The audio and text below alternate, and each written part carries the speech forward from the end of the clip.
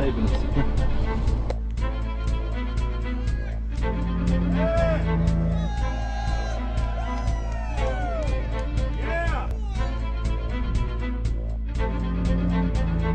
And we're going to be out here for the next 3 days while you try to chart the future of our destiny.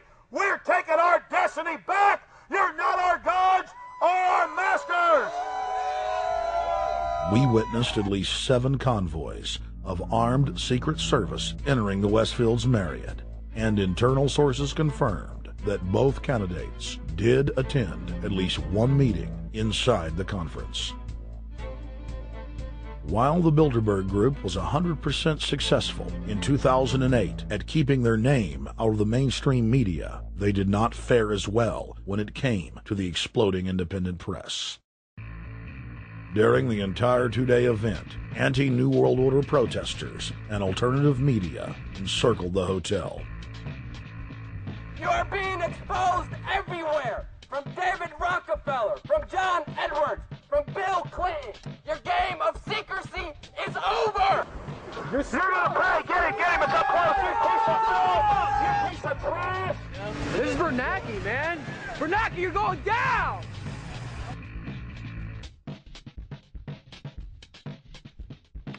Obama, we know you're here, Obama. You cleared your schedule for the next 3 days. We know you're in Virginia.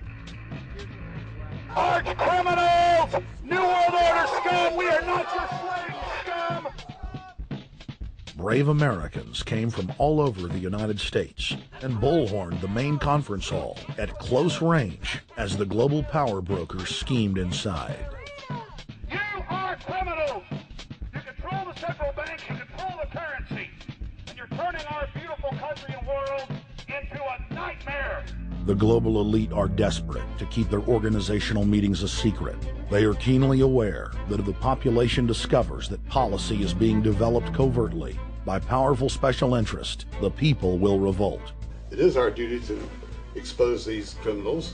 It's a criminal act under federal law for federal officials to have private meetings to discuss world policy with non-federal workers. So everybody from the State Department, Treasury Department, White House, Defense Department, and others who show up, as they always do, they're committing a criminal act simply by being here to attend a secret meeting with officials from other countries to discuss U.S. policy in the world. So literally it's a criminal act.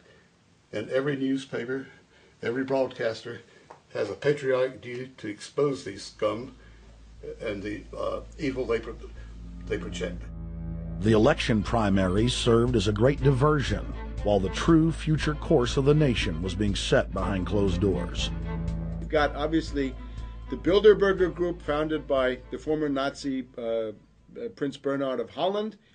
You've got the Trilateral Commission, founded by David Rockefeller's Zbigniew Brzezinski. They're the ones who ran the Carter administration. Everybody in the Carter administration, from Carter and Mondale and Volcker and Brzezinski, were all members of the Trilateral Commission. Founding member of rap sensation Public Enemy, Professor Griff, gave us his view of the Obama phenomenon. Barack Obama's been given a pass by the Blue Bloods.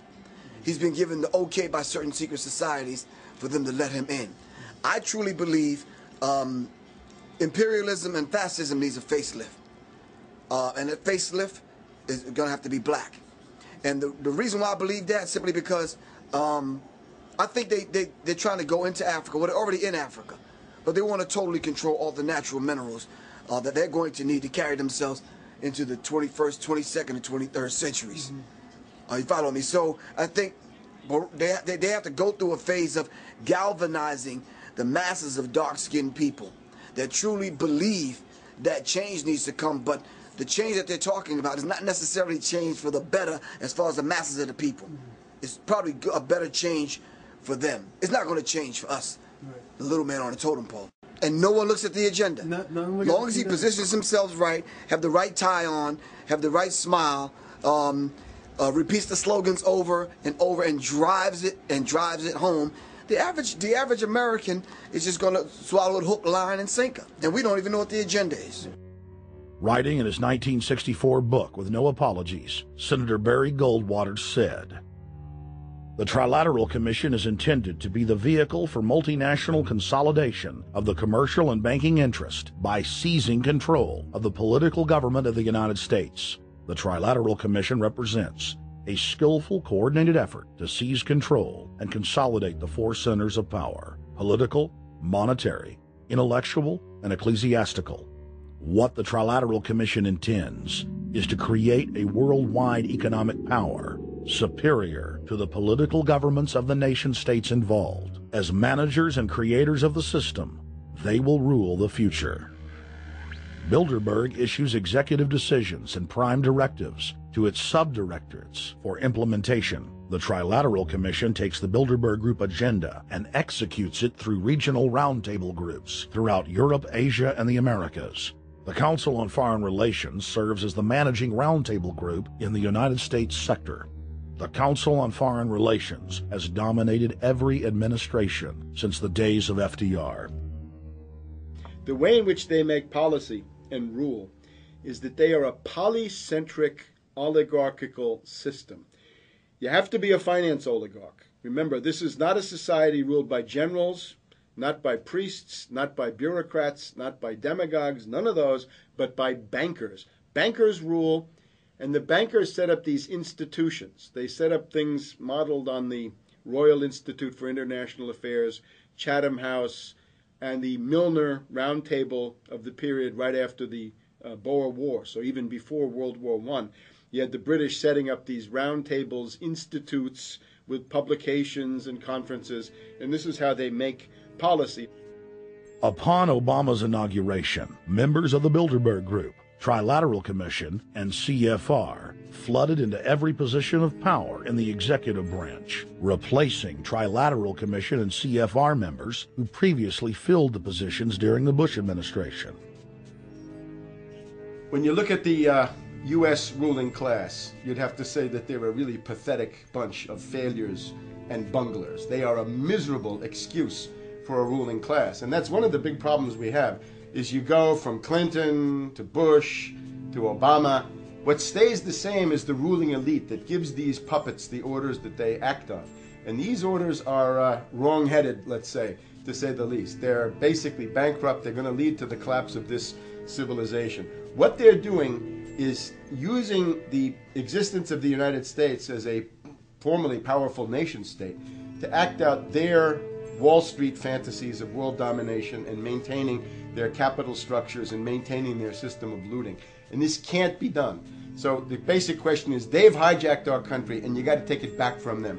You've got to drive Wall Street out of the government, and at that point you'd have a reasonable chance of getting back to prosperity and some kind of peace and order in international affairs. We had a chance to speak with economist and author George Humphrey.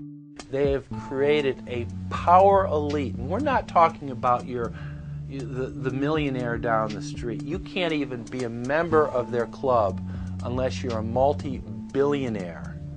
And friends, this is not about rich versus poor.